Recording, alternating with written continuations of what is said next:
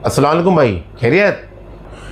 वालेकुम अस्सलाम वरहमतुल्लाहि वबरकातुहू। अल्लाह का बहुत फजल करम है, शुक्र अल्लाह पाक का। भाई बहुत दिनों से मेरे दिल में भी और बहुत से मुसलमान जो है उनके दिलों में ख्याल आ रहा है कि जो हमारी मुसलमान लड़कियां हैं ये गैर मुसलमानों के साथ शादी कर रही हैं, कन्वर्ट हो रही हैं। आखिर इसकी वजह क्या है? तो आप ज़रा मुझे बताइए और हमारे जो लोग हैं देख रहे हैं हमें उन्हें बताइए आप। औज़ुबिल्लाहि मिनश्शैतानिर्रजीम, बिस्मिल्लाहिर्रहमानिर्रहीम। आपने जो मसला लाए हैं आज, ये बहुत ही नाजुक है और बहुत ही सेंसिटिव है हमारे माशरे के लिए। हमें इस बात को जानना ज़रूरी है कि ये आखिर हमारे माशरे में हो क्यों रहा है। आज आपने देखा होगा मुसलमान जो है नाम के मुसलमान ज़रूर हैं मगर उनके घर में इस्लाम नहीं है, दीन नहीं है। और जिस घर में दीन नहीं होगा उस घर में शैतान दाखिल ज़रूर होता है। तो आपने देखा होगा कि बहुत से माँ बाप ऐसे हैं जो खुद भी दीनदार नहीं हैं, नमाज से दूर रहते हैं, उन्हें कोई मतलब नहीं है इस्लाम से और नबी की सुन्नत से। जब वो खुद अमल नहीं कर सकते तो वो अपने बच्चों को क्या सिखाएंगे। तो आप आइए दुनिया पर, तो जब दुनिया दीन से अलग हो जाएगी तो दुनिया गुमराही की तरफ चली जाती है।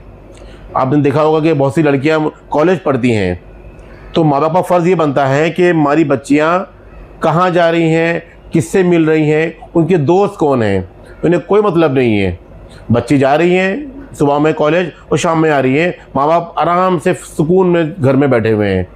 आपका फ़र्ज़ बनता है कि आपको ये मालूम होना ज़रूरी है कि हमारी बच्ची क्या कर रही है, उसके दोस्त कौन है, क्या पढ़ाई कर रही है, ये ज़रूरी है। मगर ये हमारे माशरा इससे बहुत अनजान है। और अगर कोई माँ बाप को बोल देता है ऐसा कि आपकी बच्ची जो है फलां के साथ हमने देखी किसी लड़की के साथ में, तो वो माँ बाप अपनी बच्ची से इंक्वायरी करने के बजाय जो शिकायत लेके आया है उसके खिलाफ शुरू हो जाते हैं कि तुमने मेरे बच्चे पे इल्ज़ाम लगाया।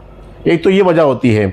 दूसरी वजह हमारे माशरे में दहेज, जो दहेज की जो वो है ना कि दहेज चाहिए, लड़की है तो दहेज ज़रूरी है। जिसके घर में अगर 3-4 लड़की हैं तो उस माँ बाप की तो ज़िंदगी एकदम बेकार हो जाती है। उसको टेंशन इसी बात का रहता है कि यार मैं अपनी बच्ची की शादी किस तरह से कर पाऊँगा, मैं दहेज देना पड़ेगा मुझे। आप चले आइए यूपी वगैरह में, यूपी में, बिहार में, वहाँ तो लोग मुँह से मांग मांग के दहेज ले रहे हैं। समझे आप? दहेज इस्लाम में है? इस्लाम में कुछ दहेज की कुछ गुंजाइश है? आज एक लड़की की शादी करने जाओ नॉर्मली तो एक बाप को कम से कम 10 से 15 लाख रुपए चाहिए शादी, नॉर्मल शादी करने के लिए। दुनिया की रस्में हमारे इसमें डाल दी गई हैं, हल्दी, मेहंदी, फलाना ढिमका, ये वो, बारातें। बारात का कोई कॉन्सेप्ट हमारे इस्लाम में है ही नहीं। हमारे इस्लाम में सिर्फ शादी मतलब है निकाह, निकाह और वलीमा। वलीमा लड़कों की तरफ से होता है और निकाह में लड़की के बाप जो है निकाह पढ़ा देगा। मगर मसला इस बात का है कि भैया अब तो ऐसा हो गया कि भैया दहेज है तो शादी होगी।